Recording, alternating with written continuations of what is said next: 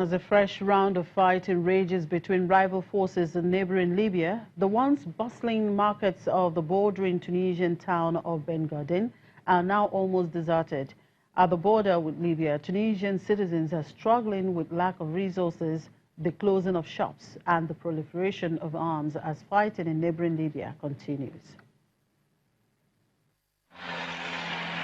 The fallout of renewed fighting between Libyan National Army, commanded by Khalifa Haftar, and the UN-backed government of National Accord has been hindering the flow of goods and customers between the two countries. Nearly 2 weeks into the LNA push to seize in the capital, the impact has already been felt across the border in the long marginalized town of Ben Garden, where many families live out of smuggling goods to and from Libya. The worsening of security conditions in Libya, coupled with the measures taken by the Tunisian government since 2015 to cut smuggling routes, have left many families without a stable source of revenue. The way to the border crossing was unusually quiet, with most shops closed from the lack of customers. With the decrease in supplies, prices have soared. 20 liters of petrol dropped from 25 Tunisian dinars to 45 dinars. The ongoing war in Libya has affected us.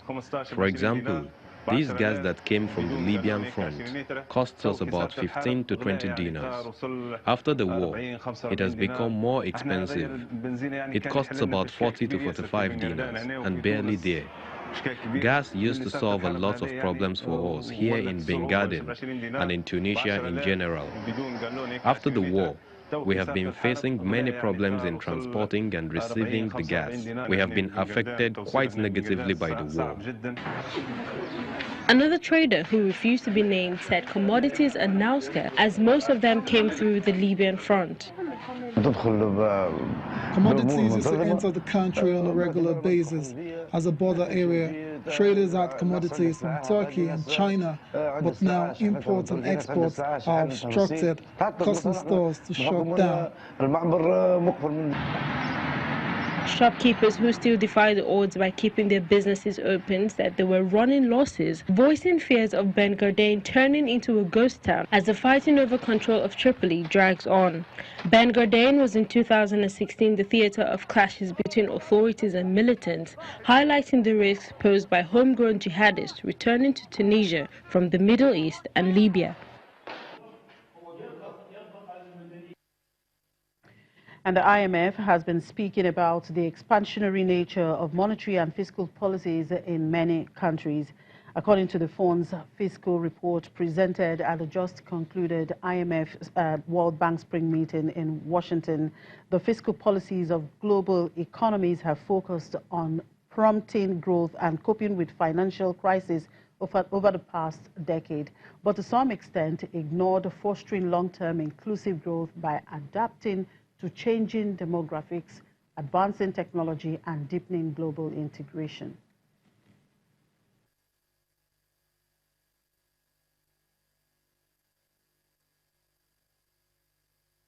Well, we hope to bring up that track as soon as we're able to get through to it. The coastal Egyptian city of Alexandria revamps its tram system, introducing 15 new units to Egypt's only surviving tramway. Let's watch this.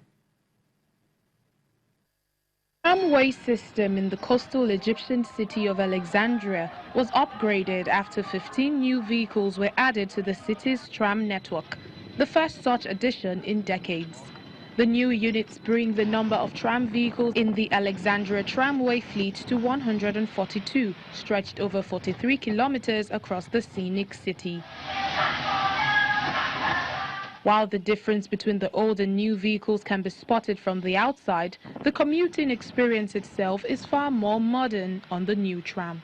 The tram takes a smooth shape that allows it to operate easily within the city's tram network. The city has mixed traffic system, so this train suits its shape. The tram has high standard safety systems. It has a fire system. It has an emergency brake system at the control of the driver, allowing him to stop the car in less than a second in case anything happens. The upgrade introduced to the tram system is part of a plan to make the Mediterranean city more environmentally friendly. We haven't brought in new trams for 32 years. Since 2015, we've had a vision of transforming the city of Alexandria into an environmentally friendly city. Here in Alexandria, we actually have a tram network that doesn't exist in any other city, not in Cairo and not even in Africa. The tramway in Cairo was once part of the capital's extensive transportation network, but most of the trams were removed to widen roads and make way for other means of transportation. While some of the tracks of the tram can still be seen in Cairo, only few trams still operate. According to the Alexandria's Public Transportation Authority, the city's tramway system, operating since 1860, is the oldest in Africa. The transportation system has become one of the landmarks of the city. All right, let's listen to Vital Gasper, the IMF Director of Fiscal Affairs Department, speak on the Fiscal Monitor Report.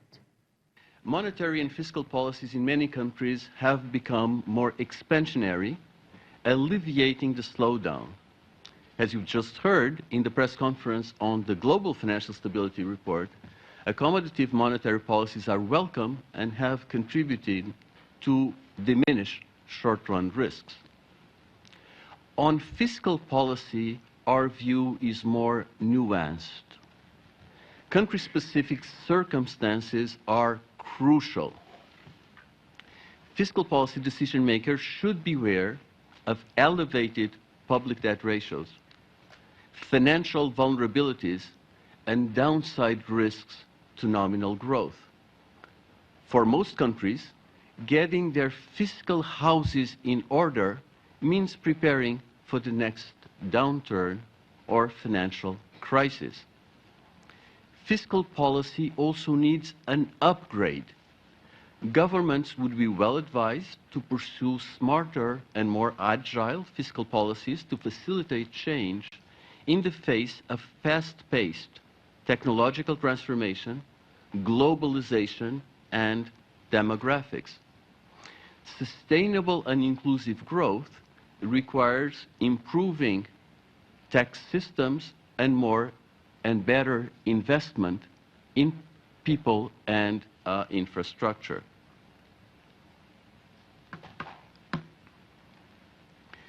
Public debt levels are significantly higher across all country groups than before the global financial crisis.